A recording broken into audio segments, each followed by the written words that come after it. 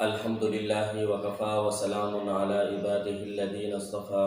أما بعد فأعوذ بالله من الشيطان الرجيم بسم الله الرحمن الرحيم وإذا سمعوا ما أنزل إلى الرسول ترى أعينهم تفيض من الدمع مما عرفوا من الحق يقولون ربنا آمنا فاكتبنا مع الشاهدين۔ ساتویں پارے کا آغاز ہو رہا ہے اور اس آیت کے اندر اللہ تعالیٰ نے حبشہ کے نصارہ کی صفت بیان کی کہ جب مسلمانوں نے ان کے سامنے قرآن پاک کی تلاوت کی تو ان کی حالت یہ تھی، قرآن پاک سن کر ان کے آنکھوں سے آنسو جاری ہونا شروع ہو گئے۔ یا ایھا الذین آمنوا لا تحرموا طیبات ما احل اللہ لکم ولا تعتدوا۔ اس آیت کے اندر اللہ تعالیٰ یہ بیان فرمانا چاہتے ہیں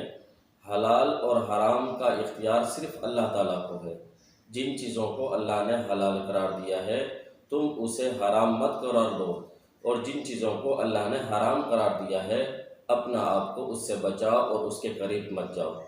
لا یؤاخذکم اللہ باللغو فی ایمانکم ولکن یؤاخذکم بما عقدتم الایمان۔ یمین اور قسم کی اقسام بیان کی جا رہی ہیں۔ یمین کی 3 قسمیں ہیں، یمین لغو، یمین غموس، یمین منعقدہ۔ یمین لغو اس قسم کو کہتے ہیں گزشتہ زمانے کی کسی خبر کے بارے میں کوئی جان بوجھ کر قسم اٹھائے لیکن وہ اپنے گمان کے مطابق اس قسم میں سچا ہو لیکن حقیقت میں وہ کیا جھوٹ تھا، تو ایسی قسم کے بارے میں کہا جا رہا ہے اس پر کوئی دنیاوی اور دینی دونوں اعتبار سے کوئی مواخذہ نہیں ہوگا، کیونکہ وہ اپنے گمان کے مطابق سچا ہے لیکن حقیقت کے اعتبار سے اگرچہ وہ غلط تھی، اس پر اللہ مواخذہ نہیں کریں گے۔ یمین غموس وہ قسم گزشتہ زمانے کی کسی کام کے کرنے یا نہ کرنے پر کسی خبر کے بارے میں جان بوجھ کر جھوٹی قسم اٹھانا، اسے معلوم بھی ہے کہ میں جھوٹ بول رہا ہوں، تو ایسی قسم کا کفارہ دنیاوی اعتبار سے تو کچھ نہیں، البتہ قیامت کے اعتبار سے اس کا کفارہ، اس کا مواخذہ ہوگا، اس کو گناہ ملے گا، اور اس کا کفارہ صرف یہی ہے کہ وہ دنیا کے اندر توبہ اور استغفار کر لے تو اللہ اس کو معاف کر دیں گے۔ یمین منعقدہ اس قسم کو کہتے ہیں زمانہ مستقبل میں کسی کام کے کرنے نہ کرنے کے بارے میں قسم اٹھانا اور پھر بعد میں اس کام کے خلاف کام کرنا، قسم کو توڑ دینا، اس کے بارے میں اللہ تعالیٰ نے کفارہ بیان کیا کہ اس کے کفارے کے طور پر 3 کام کیا جا سکتے ہیں۔ نمبر 1، یا تو 10 مسکینوں کو 2 وقت کا درمیانی درجے کا کھانا کھلایا جائے، متوسط درجے کا۔ نمبر 2، یا ان 10 مسکینوں کو کپڑا پہنا دیا جائے یا غلام آزاد کیا جائے۔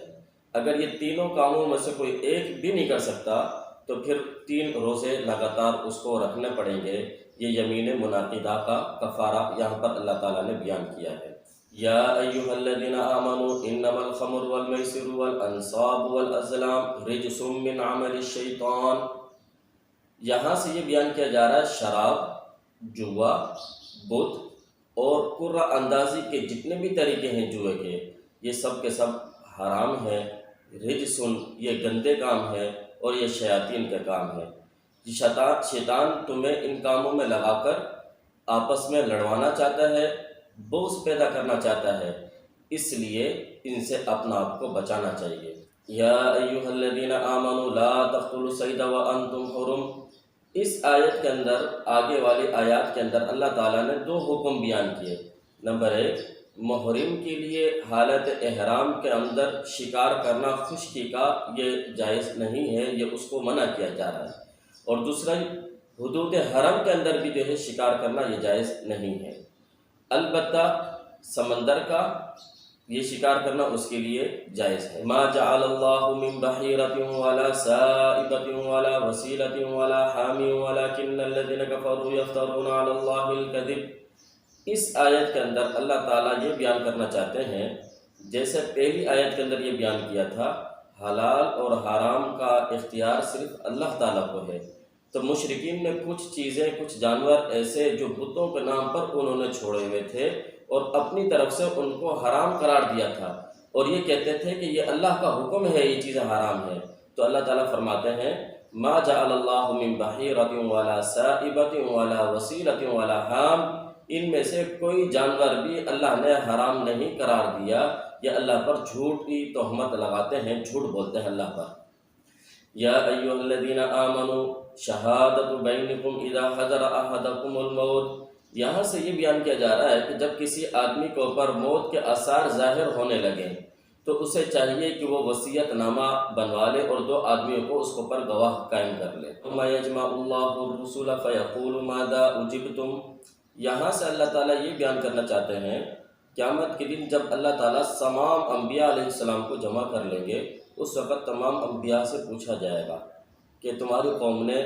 کیا جواب دیا جب تم نے انہیں توحید کی دعوت دی، دین کی دعوت دی، کتنے لوگ آپ پر ایمان لے کر آئے، کن لوگوں نے جو ہے دین پر عمل کیا تھا؟ تو انبیاء علیہ السلام کا جواب ہوگا قالوا لا علم لنا انک انت علام الغیوب، اے اللہ ہمیں ان کے بارے میں معلوم نہیں، آپ غیب کو جاننے والے ہیں، آپ کو زیادہ ان کے بارے میں علم ہے۔ قال الحواریون یا عیسی ابن مریم هل يستطيع ربك أن ينزل علينا مائدة من السماء تكون لنا عيدا لأولنا وآخرنا وآية منك،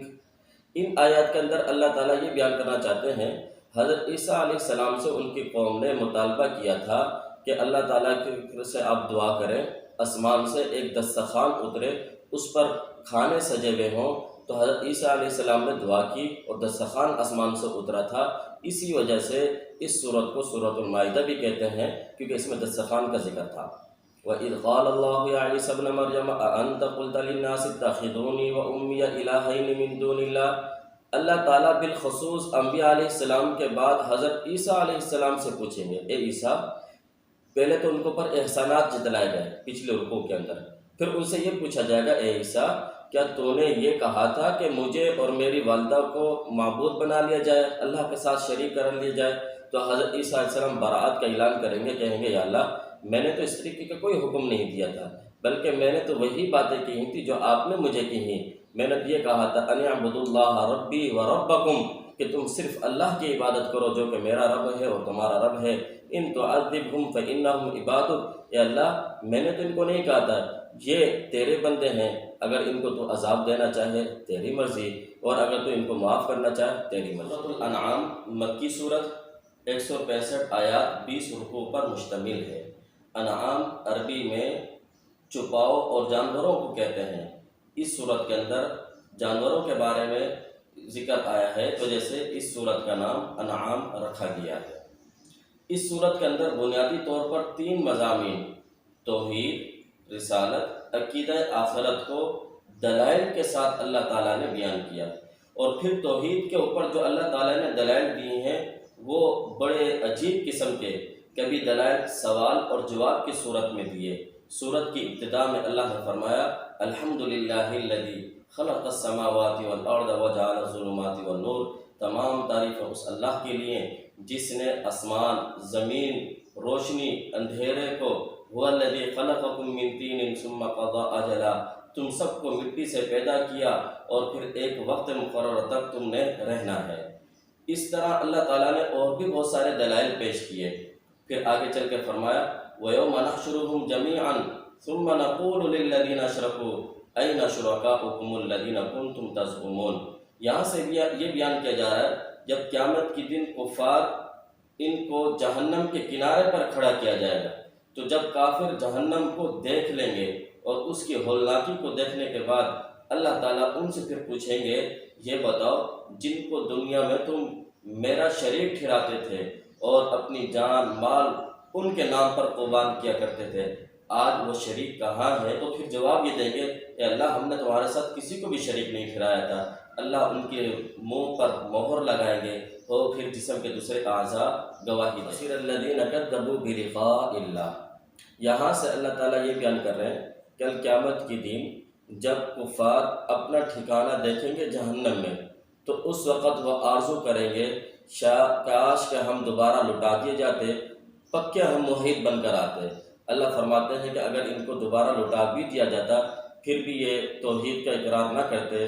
یہ ساری باتیں بھول جاتے جو آج یہ دیکھ رہے ہیں۔ وَإِذَا رَأَيْتَ الَّذِينَ يَخُوضُونَ فِي آيَاتِنَا فَأَعْرِضْ عَنْهُمْ حَتَّى يَخُوضُوا فِي حَدِيثٍ غَيْرِهِ، اس آیت کے اندر اللہ تعالیٰ یہ بیان فرمانا چاہتے ہیں، جب مشرکین کفار تمہارے دین کے بارے میں استہزاء کریں، مذاق اڑائیں، تو تم ان سے منہ پھیر لو، ان کے ساتھ مت بیٹھو، ان کے قریب مت جاؤ۔ اصل میں یہ حکم امت کو دیا جا رہا ہے کہ تم ان کے ساتھ دوستی مت لگاؤ اور ان کے ساتھ جو ہے اٹھنا بیٹھنا مت رکھو۔ آگے اللہ تعالیٰ نے حضرت ابراہیم علیہ السلام کی توحید کے اوپر جو دلائل حضرت ابراہیم علیہ السلام نے دیے اور اپنی قوم کو سمجھایا اور انہیں کہا کہ تم کس طریقے سے کھلی گمراہی کے اندر ہو، تو اللہ تعالیٰ نے اس مکمل توحید کے دلائل کو جو حضرت ابراہیم علیہ السلام نے ان کے سامنے پیش کیے تھے اس کو یہاں سے بیان فرمایا۔ فلما جن علیہ اللیل رأى کوكبا، کہ ایک رات کو دیکھا حضرت ابراہیم علیہ السلام نے۔ مشرکین کی عادت تھی کہ ہر جو خوبصورت چیز ہوتی اس کو اپنا معبود اور خدا بنا لیتے، تو حضرت ابراہیم علیہ السلام نے جب دیکھا یہ ستارہ چمکتا ہوا تو کہا کہ یہ میرا خدا ہے، اور پھر جو ہے تھوڑی دیر کے بعد دیکھا کہ وہ ستارہ جب غائب ہو گیا ہو اور چھپ گیا تو کہنے لگے یہ خدا نہیں ہو سکتا، جو چھپ جائے جو ختم ہو جائے وہ خدا نہیں ہو سکتا۔ پھر تھوڑی دیر کے بعد دیکھا کہ دوسرے دن وہ چاند زیادہ چمک میں اس سے زیادہ تھا، تو کہا کہ یہ خدا ہو سکتا ہے کیونکہ اس کی روشنی زیادہ ہے اور اس کی جو ہے کرنیں بھی زیادہ ہیں، اس وجہ سے یہ خدا ہو سکتا ہے۔ پھر جب وہ صبح کے وقت وہ بھی اس کی روشنی بھی ختم ہو گئی تو پھر کہا کہ یہ بھی خدا نہیں ہو سکتا۔ فلما رأى الشمس بازغة قال هذا ربي هذا اکبر، اور پھر جب صبح کے وقت سورج کو نکلتا ہوا دیکھا اور اس کی روشنی بھی زیادہ تھی تو پھر کہا کہ یہ سب سے بڑا خدا ہے، اصل میں خدا یہی ہے۔ اور پھر جب شام کو یہ بھی غروب ہو گیا تو پھر حضرت ابراہیم علیہ السلام نے کہا کہ یہ بھی خدا نہیں ہو سکتا کیونکہ جو چیز غروب ہو جائے، ختم ہو جائے، چھپ جائے، وہ خدا نہیں ہو سکتی۔ اور پھر حضرت ابراہیم علیہ السلام نے شرک سے براءت کا اعلان کیا اور کہا کہ میں ان تمام چیزوں سے براءت کا اعلان کرتا ہوں جس چیزوں کے اندر تم مبتلا ہو اور تم شرک میں مبتلا ہو۔ تلک حجتنا آتیناہا ابراہیم علی قومہ نرفع درجات من نشاء ان ربک حکیم علیم ووہبنا لہ اسحاق ویعقوب۔ ان آیات کے اندر اللہ تعالیٰ نے 18 انبیاء علیہ السلام کو ان کے ناموں کو ذکر کیا اور یہ بتایا ان تمام انبیاء علیہ السلام کی دعوت سب کی مشترک تھی، عقیدہ توحید میں سب ایک جیسے تھے، عبادات میں سب ایک جیسے تھے، ایفاء عہد میں سب ایک جیسے تھے، اور اللہ کی حکم کو ماننے میں سب ایک جیسے تھے، اور دین کی دعوت دینے میں سب ایک جیسے۔ اللہ خالق الحب والنوا یخرج الحی من المیت ومخرج المیت من الحی ذالکم اللہ فانا تؤفکون۔ یہاں سے مزید اللہ تعالیٰ اپنے توحید کے دلائل کو بیان کر رہے ہیں کہ اللہ تو وہی ہے جو زمین سے دانے نکالتا ہے، جو سبزہ نکالتا ہے،